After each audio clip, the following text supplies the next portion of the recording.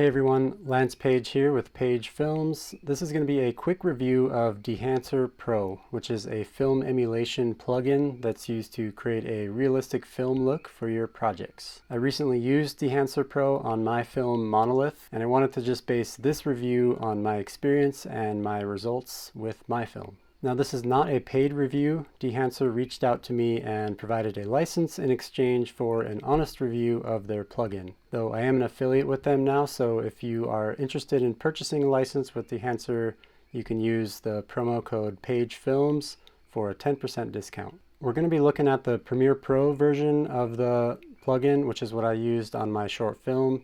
In the future, I might do some more reviews on the DaVinci Resolve and also the iOS versions of the plugin. Alright, so this is the timeline for my film MONOLITH. Now, the film is basically done, and each clip has the Dehancer effect applied to it already, and it's pretty much done and graded and ready to go. Before we get into the settings, I wanted to point out the one major bug I noticed with Dehancer in Premiere Pro specifically. If your footage is not rendered like this clip here, as you can see, when I scrub the footage, it shows a highly contrasted image, and when I let go, it shows the accurate image. So if I push play and then stop, when it's paused, this is going to be your accurate playback, and when you scrub it or when you play it, it shows you a more contrasted, less accurate version for some reason. So it doesn't do this on the rendered footage. If your footage is rendered, it should be fine. So that was just a bug that I had to kind of work around. So we shot MONOLITH with a Sony a7S III and a Sony a7 IV, and we used fast lenses in the moonlight. So everything was captured in camera using either video mode, the S&Q mode for time lapses, or raw sequences for a lot of the time lapses like these ones. So everything was captured in camera, Rec 709. So I basically didn't plan to grade the footage too much. All the time lapse sequences, I took them and rendered them out and kind of matched them all to the Rec 709 footage. So once I pulled everything into the timeline, it was all Rec 709. And from there, I start applying the Dehancer Pro effect. So there's a lot of deep blues from the moonlit sky, as well as lots of red colors from our red headlamps. So that ended up being a big part of the visual theme. This is a clip without the Dehancer effect applied. As you can see, when I apply the effect, it gets a lot more stylized. So when we open up the settings for Dehancer Pro, you can see there's a whole bunch of options here, a lot of different tools. The first thing is going to be the input. So you're going to want to get your source settings to match your footage. In my case, I'm just using the Rec 709 source setting, which matches my footage. But if you shot, say, with S-Log or different camera with a different ISO and different color profile, you can select your camera in here.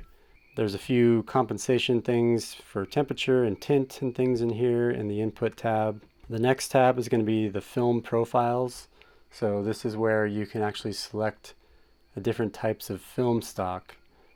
So if you're familiar with a certain type of film, if you used film in the past, you can go through and find your favorite one in here and choose it as a preset.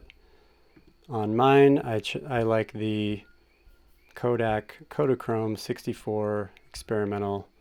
This is the one that kind of works well with the style of my particular film. You select your film profile, you can adjust the exposure value and things like that in there. As you can see, there's a whole bunch of drop downs here, a lot of different tools. Some of them are going to be enabled by default. The input and the film tabs are enabled by default. Film developer, film compression are not enabled, so if you want to add those, you can do so. With my film, there's a lot of really high contrast images with the moon flare and things like that. So this last portal shot here, there's a bunch of really bright flares coming off the mirror, shining into the lens. With film compression, this is one tool I use. If you see when I turn it off, you see the flare gets real blotchy This was one thing that I noticed happened to flares when I applied the film effect, and I went into here and enabled film compression, and you can see it really smooths out the flare and it brings it back to kind of what it looks like in camera. So you can adjust the impact and some settings of your film compression tool there. You have different print settings, so you can choose a type of print emulation, and then you can adjust your exposure value, tonal contrast, color density. You can kind of boost the colors of your film look. Film grain is one that's going to be enabled by default, so you can adjust the size of your film grain, the amount. You can adjust different amounts in your shadows, midtones, highlights. The bloom tool is one that I used quite a bit on a lot of my shots. It creates a really nice kind of soft diffusion over the highlights, and you can adjust all of the parameters in there as well.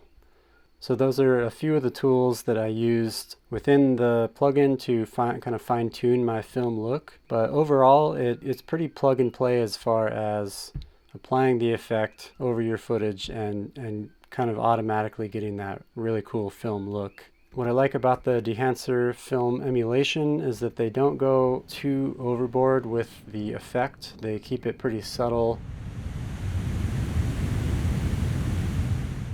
So overall, Dehancer Pro is a great tool for applying a film look to your project. I am really stoked on the way that it turned out in my film. I was really able to dial in the themes and really tailor my footage to the vision that I had.